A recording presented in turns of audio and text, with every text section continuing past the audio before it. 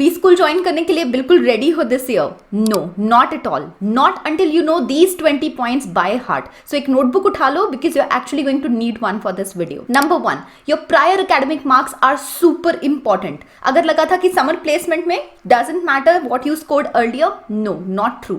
Your prior academic marks are the number one reason you're gonna get shortlisted by different firms. So if you don't have good enough marks, this is the best time to work on it. How? We are going to talk about it. Number 2, don't be selective while applying for summer internships. Just because you're coming from an IIT doesn't mean you're going to get all the shortlists. So don't be selective. Just apply to all the companies possible which are of your interest.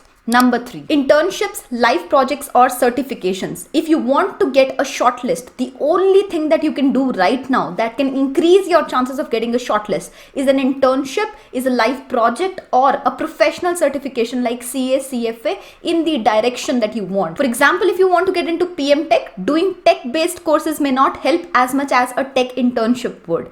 Number 4, master CV. You need to have a Word document that's probably 7 to 8 pages long listing all your participations and achievements till now. You may feel like I don't have anything, but dig deeper, go through your certificates and try identifying what you did. Even if it's as insignificant as participating in a Rakhi making competition, it's still important because when clubbed under a certain bucket in your CV, it holds extreme importance. So write down every single thing in that master CV. Number 5, CV proofs. When you enter a B school, you may not have enough time to get your points verified. A lot of people are not able to get a lot of their points into the CV just because they cannot get them verified in the given time frame. So what you need to do is to try reaching out to every single concerned authority. For example, you participated in school competitions, reach out to your principal and inform them in advance that you would be getting back with a certain framed sentence that will be going on the letterhead and getting it verified. Similarly, go back to your internship organization and tell them that you'll be reaching out to them very soon for the CV proofs. You don't need to get them verified right now, but you need to keep the different people in the loop so that the process gets streamlined for you. Number 6, summer internship process. Especially if you're switching your stream from, let's say, tech to consulting or finance, you need to know how shortlisting actually takes place and what are the different processes involved because you need to prepare for them in advance. Especially if, let's say, you want to crack a consulting firm, then you need to know how to do case prep and probably start in advance. Similarly, if you want to get into finance, you need to know how valuation takes place. What are all these books that people refer to and what are the different models that you need to learn?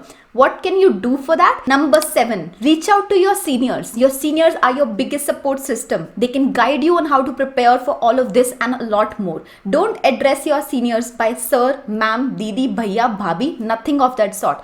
Call them by first name, interact with them because they've been in your place exactly 1 year ago. They can tell you what pitfalls to avoid and how to prepare for these different competitions. Number 8, sample CVs, PPTs and Black Book. Black Book is like a repository of all the past year questions of a certain subject. You need to get in touch with your seniors and source all these from them. If you have their sample CVs, PPTs, especially the case study ones, you're gonna get a head start from the rest of your batch to be able to score well in those case study competitions or even during your exams. Number 9, case study competitions. You may not realize, but before your summer internship, there are gonna be so many activities conducted, one of them being case study competitions that can add so much value to your CV. And just because everybody doesn't know about them in the beginning, especially how to crack them, they don't participate in the first year, but you can if you know. So I'm going to link a video actually here so that you can check it out and learn how to crack case study competitions. Number 10, need and merit-based scholarships. Majority of the top B schools in India have scholarships, both on the basis of need as well as merit. But the reason people are not able to avail them is because of lack of guidance. So number 1, go to their website and identify what are the scholarships offered. Number 2, on first day of your college, go to the admin office and check with them the procedure to avail these scholarships. Number 11, clubs and committees. Actually, there are so many of them on campus that when you go to a college, there is not enough time for you to identify what is worth skipping and what is worth availing, and you end up missing on good opportunities. So talk to your seniors and try identifying what are the different clubs and societies, which ones hold more weightage in terms of placement or in terms of skill development, and then join them.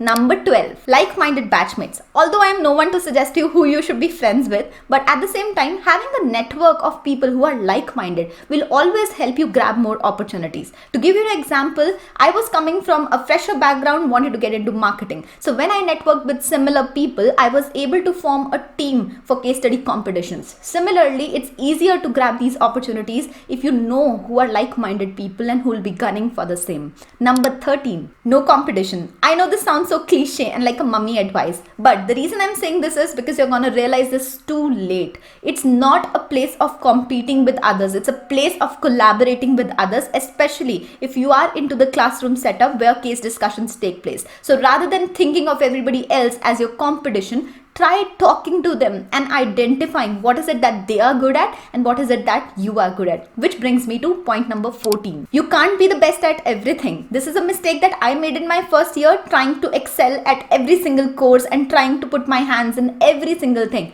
Not the fair game at all. You need to identify what are your skills and then hone them further in the second year. Having an interest in multiple things is great, but at the same time, know what your niche is or what you would want to be known for and then develop that. Number 15, be open to discussion. Especially when you enter B school initially, you may not want to speak a lot in the classroom setting, or you may hesitate speaking in front of your peers thinking that they're probably better than you. More than you realize, your points are actually going to add value. So don't hesitate. It's a place of learning from other people at the same time adding value. So be open to discussion. Number 16, Excel and PowerPoint. I know this is very common advice, so I just kept it in the end. You know the drill, right? Learn Excel, PowerPoint, Word so that your life becomes easier. Number 17, Conceptual Clarity. If you're coming from an engineering background, super important to know what are the basics of finance, economics, accounts. Similarly, if you are a non-engineer, very important to understand what's regression, distribution, statistics. Trust me, every course has about just 20 classes and no professor is going to spend time explaining you what distribution is. So make sure you brush up these well. Number 18, time management.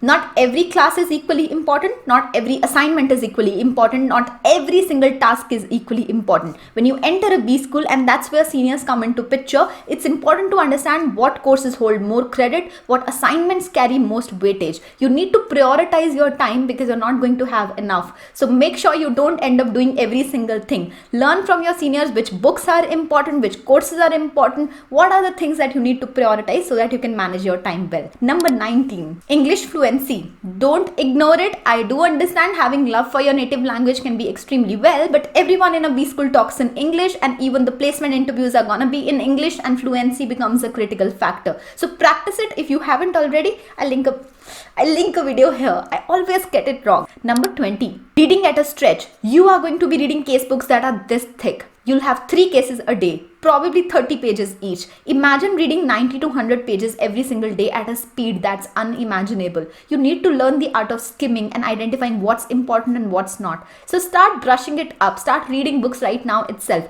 Not for the purpose of learning so much, but for the purpose of building that reading ability so that you don't get out of practice. A bonus tip for you is sleep a lot. Finally, we are at the end of it and you are not going to get a lot of time on campus to catch up on your sleep. So while you have it, make use of it. Sleep a lot right now. All the very best, guys. Wishing you a great journey ahead.